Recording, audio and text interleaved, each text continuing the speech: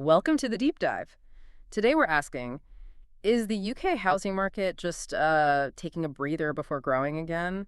Or could it be something more serious, like what one source called a slow motion car crash? We're going to cut through all that noise from your sources right now. Let's start with the basics. What's the actual pulse of the market today?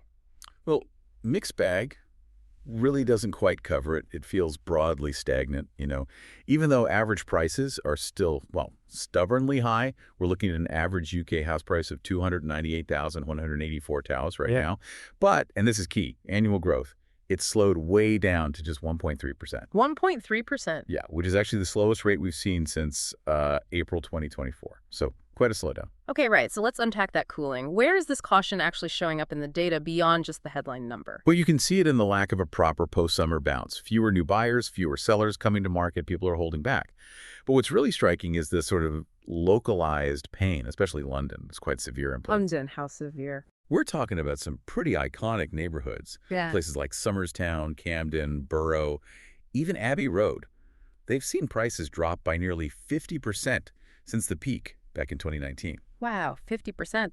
That's a huge correction. Uh-huh. Is that all down to interest rates making things unaffordable? Not entirely, no. I mean, the rate hikes are a big factor, obviously, but there are other pressures too, like the chancellor's tax crackdown, the one targeting second homes and non-doms. That seems to be playing a role. Right, the tax changes. Exactly. And it's not just London feeling it. We're seeing prices cool in the south, too. The southwest saw a small drop, 0.2% in the year to September. And there's talk of a full-scale slowdown hitting parts of the rural market as well, again, linked to those capital gains and stamp duty hikes on second properties. Okay, so some areas are seeing really sharp drops, others a general cooling. But does this add up to a nationwide disaster? This is where the forecasts seem to diverge quite dramatically, right? Let's look at that slow-motion car crash idea first. Where does that worry come from? That specific risk is really about timing. It's linked to the millions of households with, quite a lot of debt who took out cheap fixed-rate mortgages a couple of years ago. Those cheap deals are starting to end. And the analysis suggests when they do, mortgage payments could jump massively, maybe 40, even 60%. 40 to 60% increase. Ouch. Exactly. That could potentially force a lot of people into distressed sales. And if that happens at the same time as, say, second homeowners deciding to sell up, quitting, as one source put it, because of the tax changes, well, that's the fear. Increased supply, forced sales. It fuels that crash narrative. I see. A potential perfect storm. Potentially. But, and this is the really interesting part, if you look at the near-term forecasts, the consensus is actually, surprisingly, quite bullish. Bullish, even with everything else going on. Yes. Yeah. You've got Savills forecasting 4% growth in 2026.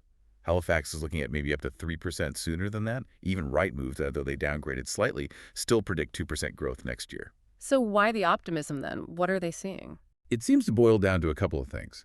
One, suppressed inventory there. There just aren't that many houses coming onto the market overall. And two, an expectation that mortgage rates might start to ease off a bit later in 2025. The thinking is that could unlock some pent-up buyer demand. Okay, so we have this real tension. Localized pain and crash fears on one side, but forecasts predicting growth on the other. For you listening, maybe thinking about buying or selling in the middle of all this, what's the key takeaway right now? I think the clearest message is that the power has definitely shifted. These price drops, even if localized, have created a buyer's market. So if you're selling, you probably need to expect buyers to negotiate more aggressively on price. Flexibility isn't just nice to have, it's likely expected now for serious offers. Be prepared to negotiate. And for buyers, does the uncertainty mean wait? Well, the advice seems to be the opposite, actually, given that moving house typically takes, 6 or 7 months? Yeah, it's a long process. Right, so waiting for absolute certainty, maybe holding off for the autumn budget details, could mean you miss out on opportunities that are available now. That's the risk for serious buyers, according to the sources. Interesting. So act based on now, not maybe later. And it connects to a bigger point, really. While everyone's hesitant because of all the fiscal uncertainty, the sources do remind us that often it's just life events driving transactions.